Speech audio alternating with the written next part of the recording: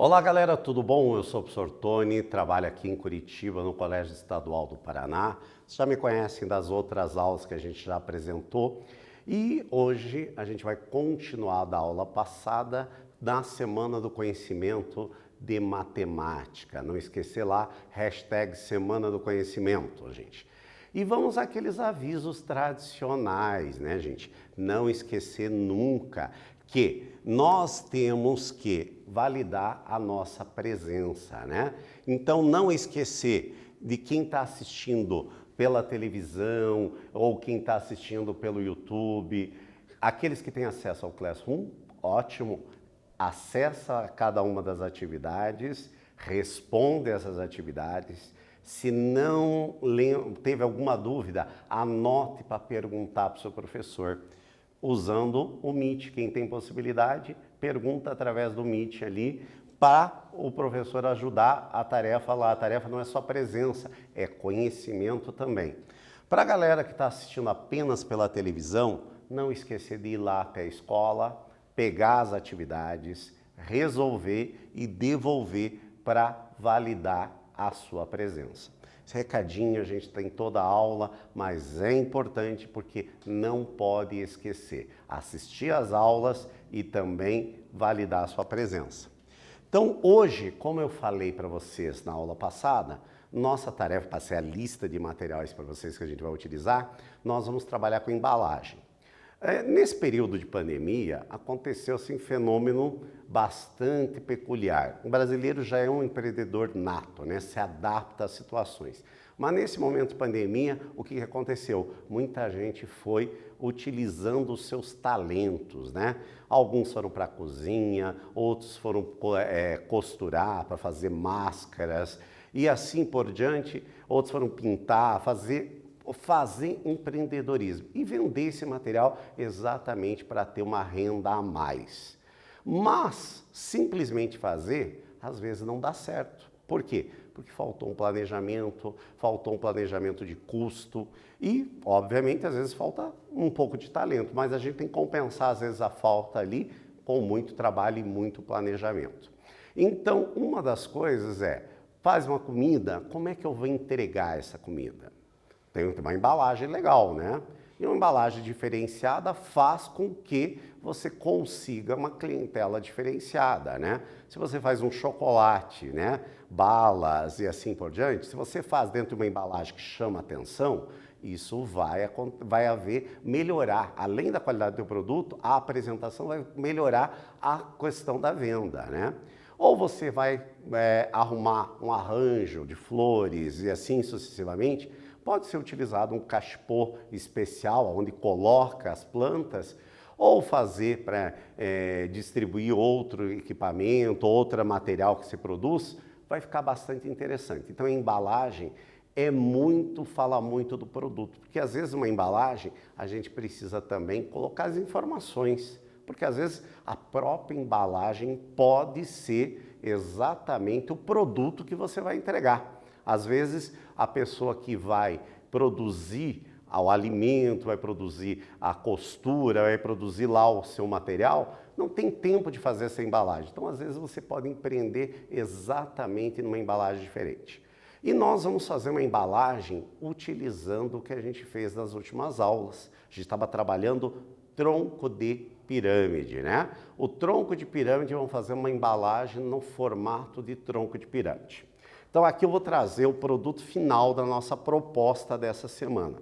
É como se fosse um cachepô, onde a gente pode colocar uma planta aqui dentro para fazer uma apresentação, ou também a gente pode, por exemplo, colocar um monte de balas aqui para vender num evento, entregar numa festa, por exemplo, de 15 anos, pode fazer algo assim, onde se coloca os doces, ou pode fazer até mesmo para a pessoa se servir durante a festa, isso depende de você. Lá no material, e daí obviamente depende da criatividade, gente, da criatividade. Veja aqui que foi colocado um lacinho aqui para enfeitar. Quanto mais enfeitar, vai ficar mais interessante. E como eu falei, às vezes aqui é um cachepô aberto, né?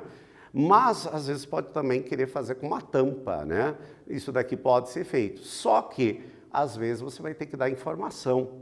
Uma informação, por exemplo, do produto, o nome do produto, os valores nutricionais, então eu posso colocar as informações aqui. Informações gerais que você queira, a propaganda, às vezes, de um outro produto, de um colega que você queira divulgar. Então, você pode utilizar todas essas áreas para fazer esse tipo de situação também. Na aula passada, eu pedi para vocês pegarem alguns materiais. Uma delas era uma folha, que podia ser uma cartolina, podia ser uma folha de papel cartão, como é esse caso. Papel cartão é aquele que tem um lado colorido e outro lado desta maneira aqui, tá? E dentro dele, obviamente, aqui eu fiz para televisão, então para ficar mais fácil de vocês visualizarem. Mas na hora do planejamento, a gente tem que planejar para utilizar a folha de uma maneira mais geral, para a gente não desperdiçar materiais, senão a gente está perdendo dinheiro, né? E a ideia é ganhar dinheiro, né? Então a gente vai montar esse cachepô, não em 3D, obviamente. A gente vai ter que fazer ele planificado. Então vamos relembrar como é que a gente faz isso daqui. Então produto, ó, alguns produtos aqui já feitos, né? Que, como eu falei, pode ser um cachepô ou pode ser utilizado em outras coisas. Decoração de festas, ó, que eu dei vários exemplos ali, ó, pipoquinha, né? Já vi em várias festas, ó, a decoração depois fora do cachepô que vai ajudar bastante. Para flores, né, que pode ser utilizado esse produto, ou empresarial, como eu coloquei aqui, ó, uma caixinha de pipoca, né? Quem que não está com saudade de ir no cinema comer uma pipoquinha, né? Todo mundo deve estar morrendo de saudade, está reabrindo agora, mas a gente tem que tomar alguns cuidados, né? Mas a gente pode fazer para outros produtos, poderia colocar uma tampa aqui e utilizar para outros produtos. E a gente tá as informações nas faces laterais, veja, usando o conceito de matemática. O que a gente vai fazer aqui é um cachepô, que ele vai ter a base de 7 por 7 centímetros, uma altura de 9 centímetros e essa abertura de cima, que seriam 10 por 10, ok? Então vamos relembrar, como eu falei para nós vamos fazer ele numa forma planificada. Aqui eu tenho a área da base é onde vai ficar a superfície, e a área lateral. A área lateral a gente já sabe que num tronco de pirâmide é exatamente um trapézio isósceles, né? E a área total que eu vou usar vai ser a área da base mais a soma, nesse caso, das 4 áreas laterais. Então, para eu saber quanto de material eu vou gastar, eu preciso calcular a área lateral, que são 4 trapézios, mais a área da base. Se eu vou fazer vários dentro de uma folha aqui, nós vamos ter que planejar aonde que eu vou colocar para ter um melhor rendimento. Hoje eu não vou fazer esse planejamento, porque eu quero que vocês vejam e construam junto comigo, tá bom? Então deixa o material do lado de vocês, que vocês vão utilizar. Bem, então a área total vai ser a soma da área lateral mais a área da base. A área da base é a base menor, que ela vai ter 7 centímetros de lado aqui. Como é um quadrado, 7 vezes 7, a base vai ser 49 centímetros quadrados. Como a lateral agora, cada uma das faces aqui são trapézios, esta lado de cima aqui, onde vai ficar aberto, é 10 centímetros.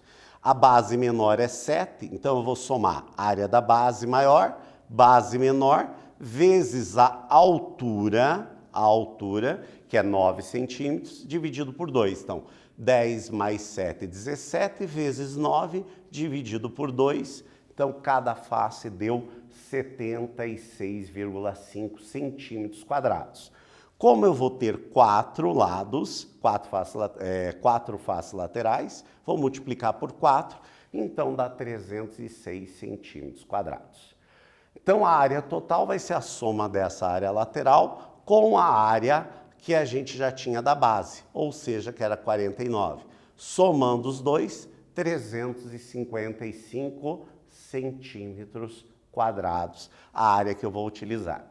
Daí vocês estão vendo aqui do ladinho, ó, que foi feita essas abazinhas aqui, que é um pouco também de material que eu vou utilizar.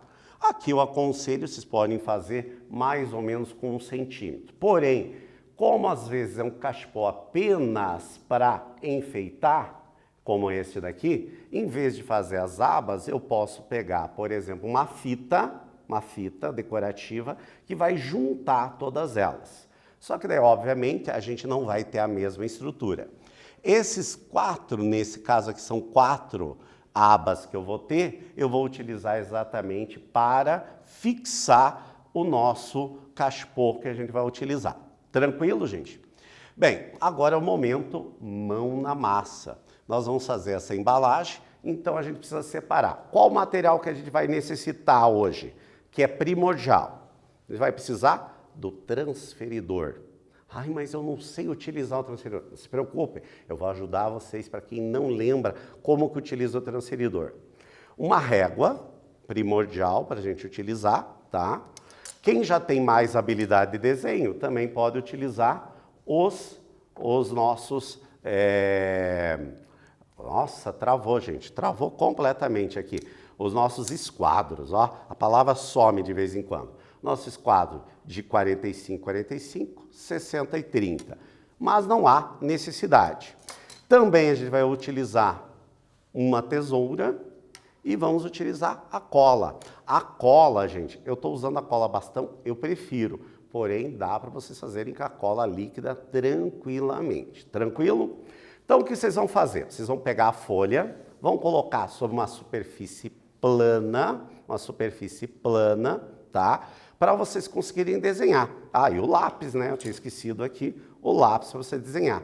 A primeira coisa que a gente vai fazer, ó, vamos dar uma olhadinha aqui no nosso quadro, aqui na nossa TV, aqui, que eu tenho um desenho que vai ficar mais fácil vocês observarem aqui. Acabei voltando, desculpa.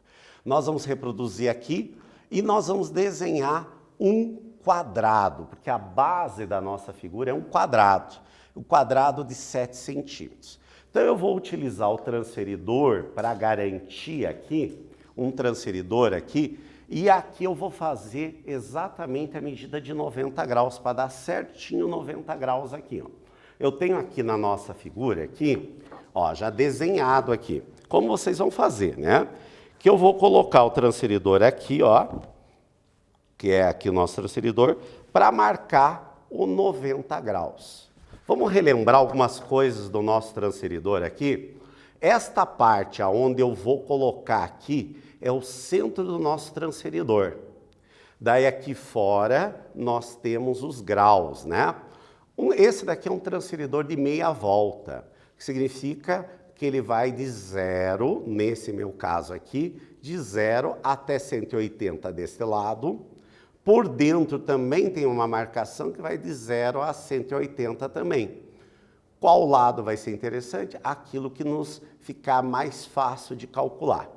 Aqui é exatamente o que a gente chama da linha de fé nossa, aqui é a nossa linha de fé, e aqui exatamente é onde a gente vai ver o nosso ângulo. Então, quando você vai fazer a primeira linha aqui com 7 centímetros, você vai colocar o centro exatamente no final dele, e daí vai marcar o 90 graus aqui. Nesse caso aqui, tanto faz eu começar de um lado para o outro, mas normalmente a gente vai pegar da linha que foi desenhada.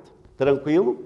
E daí eu vou desenhar exatamente o nosso quadrado com 7 por 7 por 7 e 7. Vou dar um tempinho para vocês executarem essa tarefa e a gente já volta para o nosso próximo passo.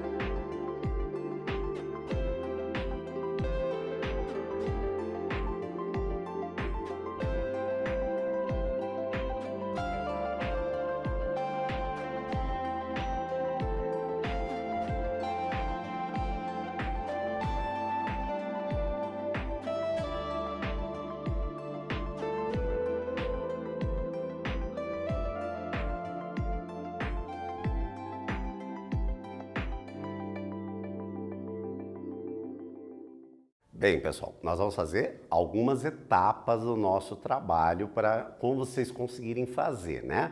Eu acredito que fazer a primeira medida aqui, que é um quadrado tranquilo, né? Não esquecer, ó, eu vou de novo colocar aqui na tela, ó.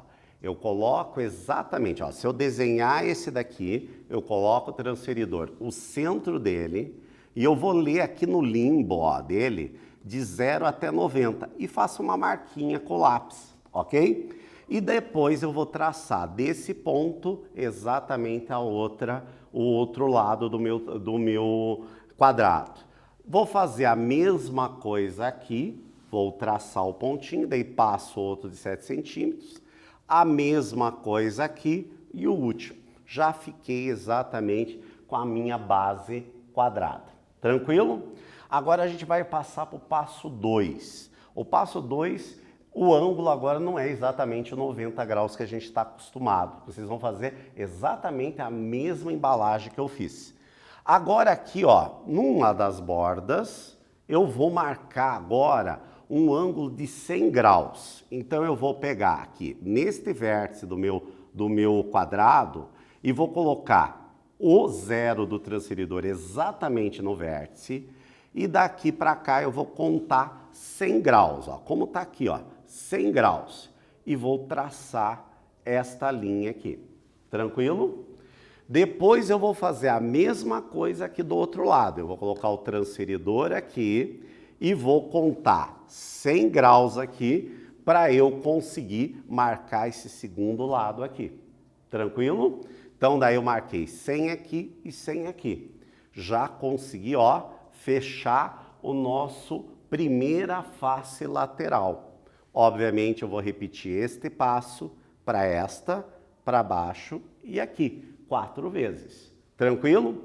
Então vamos agora aqui, nós olharmos aqui, ó, no meu desenho aqui que a gente preparou, passo a passo, né? Exatamente aquilo que eu comentei com vocês, né? Eu vou marcar aqui, primeiro, os 100 graus aqui, os 100 graus aqui, e aqui eu tenho que fazer a altura. A altura não é o 9 centímetros aqui, tá? Tomar cuidado. O 9 centímetros vai ser a distância daqui até em cima, né? Porque vai ser esta altura entre a base menor, que é 7 centímetros, e a base maior, que eu vou desenhar, que ela tem 10 centímetros aqui, tá bom, gente? E eu vou repetir esse processo aqui, aqui, aqui e aqui. Tranquilo? Então, vou dar um tempinho agora para vocês conseguirem fazer esse processo. Depois a gente volta para a nossa próxima etapa para a construção desta embalagem.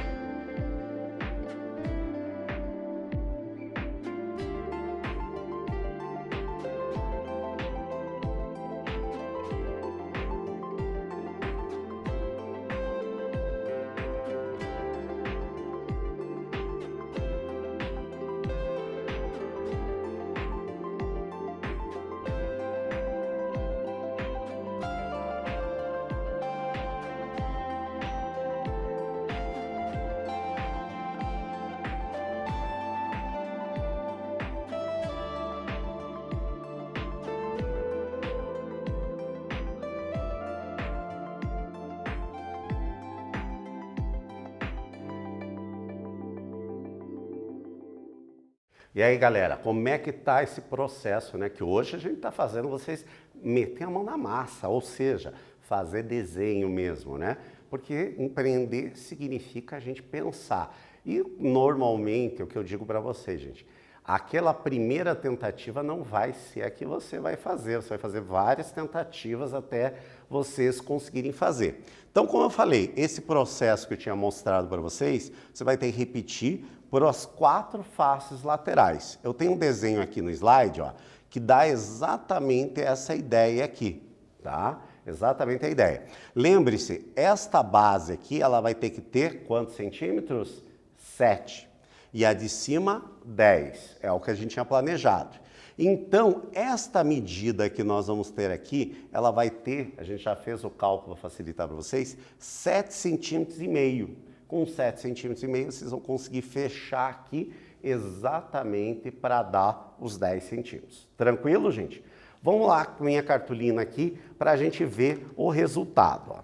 O resultado ficou isso daqui, ó. Ficou exatamente isso daqui, ó. As 4 faces laterais, exatamente com aquela medida aqui, ó, de 7,5 centímetros que eu mostrei para vocês ali.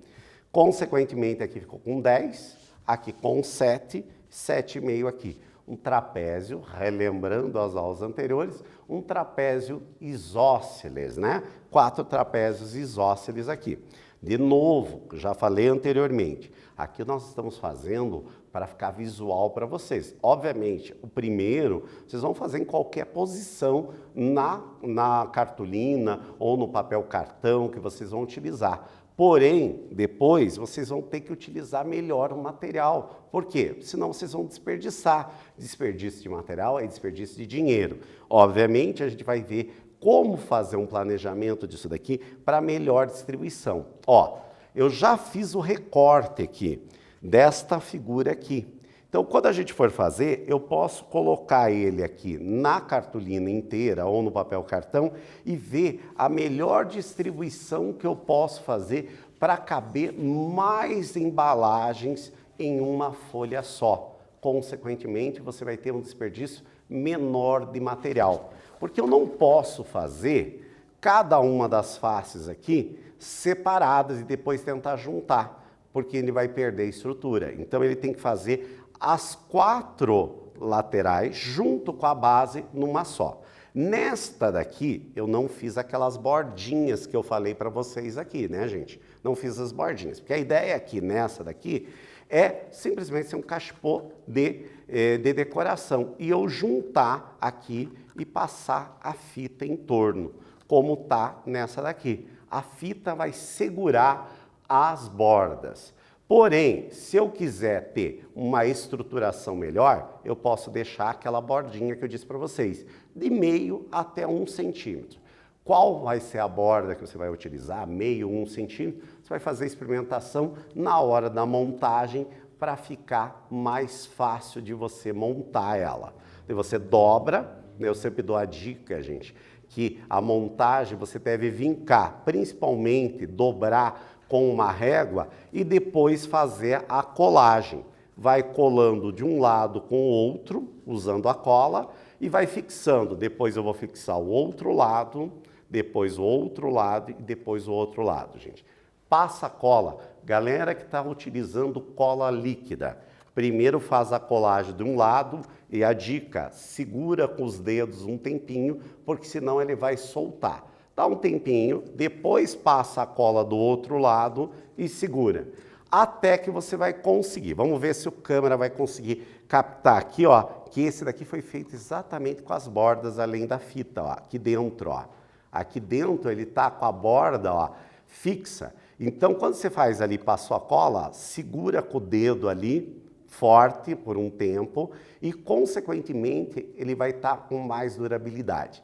Principalmente se essa nossa embalagem, ela for, por exemplo, para guardar alguma coisa. Lembra daquela foto que a gente fez, que era para colocar doces, pipoca aqui dentro? Ela tem que ter uma estrutura melhor, né? Porque ela não vai ser apenas decorativa. Ela vai ser uma embalagem onde vai ser utilizada para outro fim.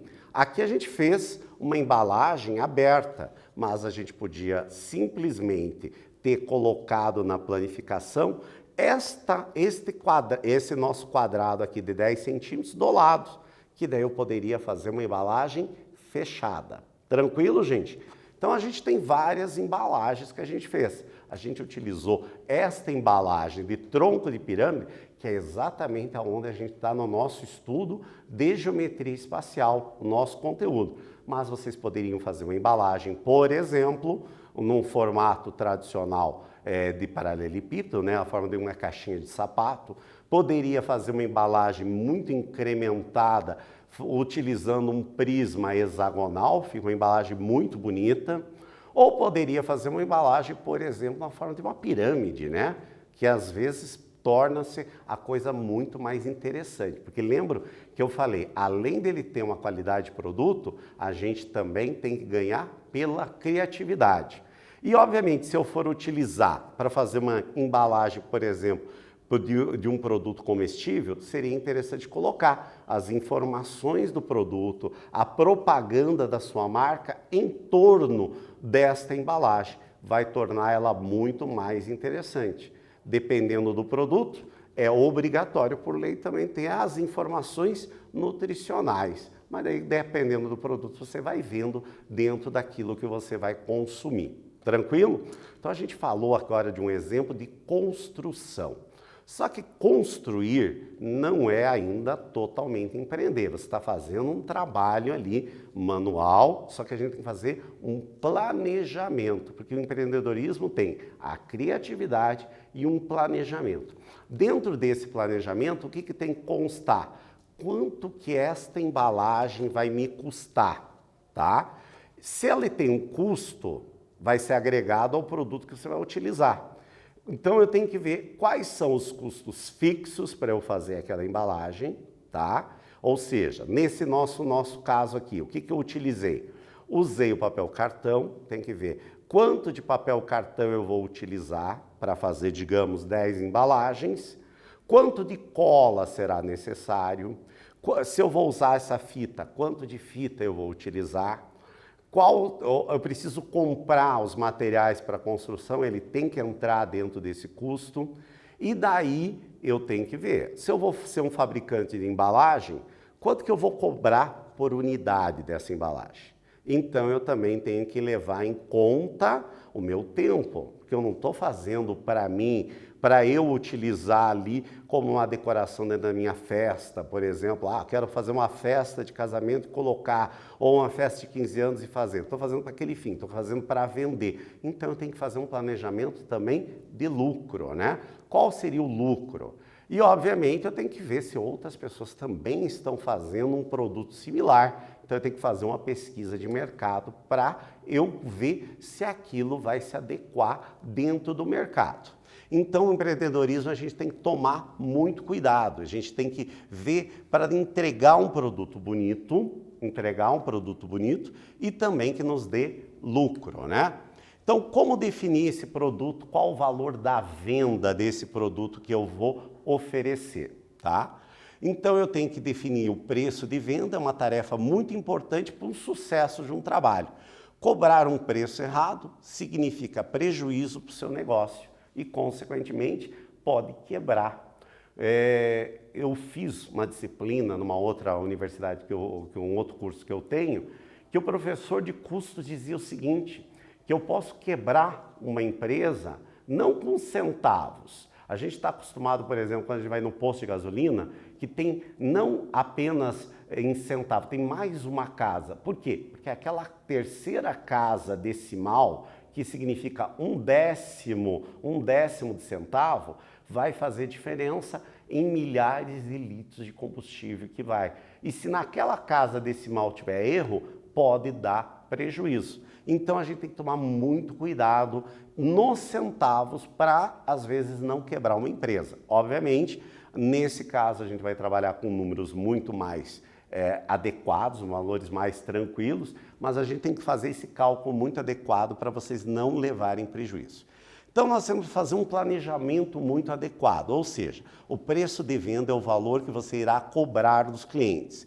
Esse valor deve ser suficiente para cobrir todos os seus custos nessa produção, todas as despesas que ela tem para vender, porque, por exemplo, tem gente às vezes que vai vender um determinado produto e esquece de levar, e precisa entregar, esquece os custos de venda, de você entregar esse produto. Você vai precisar levar ele de gasolina ou de carro, então você tem que levar em termos de custo para levar esse material, a gasolina que você vai gastar, ou se você vai mandar através de um entregador, qual é esse custo? Não pode esquecer. E, claro, obter um lucro sobre esse produto ou serviço. O lucro é algo que você tem que calcular dentro do preço de venda.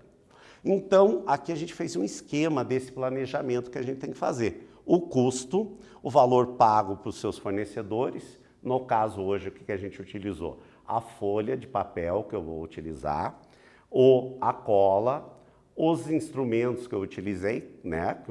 É um custo que eu vou ter uma vez, mas eu vou ter esse custo, e também o material extra, né? Decoração que eu vou utilizar. Então, está dentro desses custos aqui. Aqui nós temos as despesas. Despesas com venda e administração. Muita gente que trabalha em casa esquece de incluir o custo da luz que vai utilizar em casa, né? Porque é um custo também dentro do seu produto. Porque se você não envolver, porque esse nosso produto, nesse caso aqui, eu não estou utilizando, não vou precisar muita luz, é apenas a luz normal que a gente tem, e às vezes você vai poder fazer utilizando a luz solar, né? A luz do dia que você tem. Mas, por exemplo, alguém que está fazendo doces, bolos, vai utilizar muito a batedeira.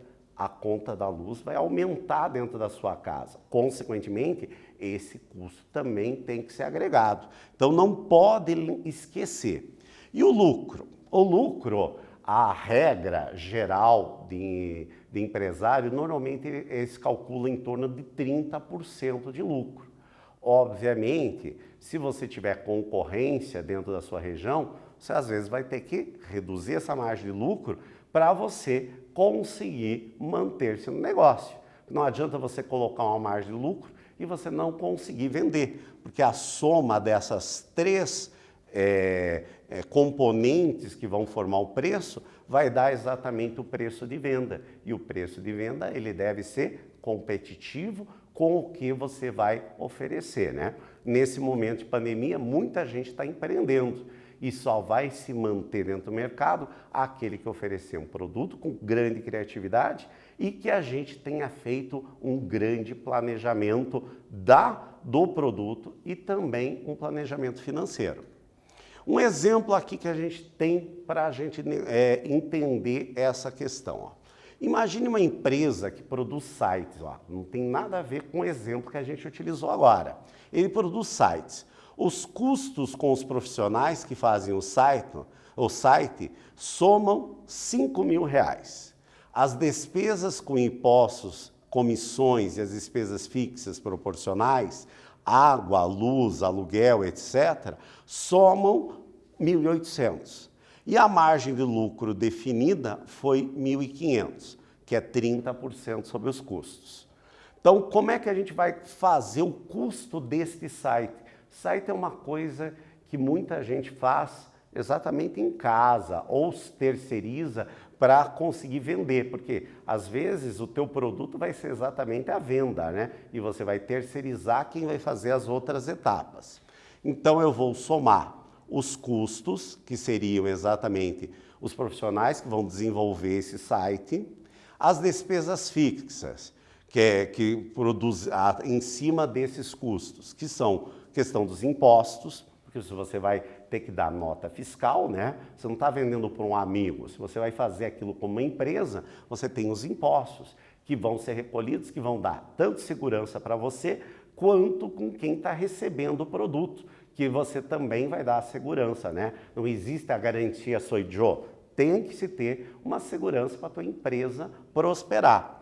R$500 de comissão, por exemplo, se você vai dar a um vendedor ou a publicidade que você vai necessitar, 550 com despesas fixas proporcionais, água, luz, aluguel, porque dependendo do lugar, você não está fazendo na sua casa. Às vezes você vai ter que alugar um local e você vai ter lá a luz, a água, o aluguel e outras despesas que vão ter, né? Que às vezes, por exemplo, quando aluga e vai fazer o cálculo, muita gente às vezes esquece de colocar, por exemplo, o IPTU, né? E além do aluguel, tem o IPTU também que tem que ser pago, né? E o lucro que você vai calcular, 30% sobre esses valores que a gente tem, em torno desse 30%, porque pode variar. Se você tiver muita concorrência, o que você vai ter que fazer? Diminuir a sua margem do lucro. E às vezes, o que acontece? Você diminui a margem de lucro, mas você ganha na quantidade, né? Tanto que você vai ver, às vezes, quando você vai comprar um determinado produto, você diz, até tanta quantidade é um valor. Se passou dessa quantidade, o valor cai. Por quê? Porque os custos fixos acabam sendo diminuídos, né? Essas despesas acabam sendo reduzidas, ou seja, diluídas.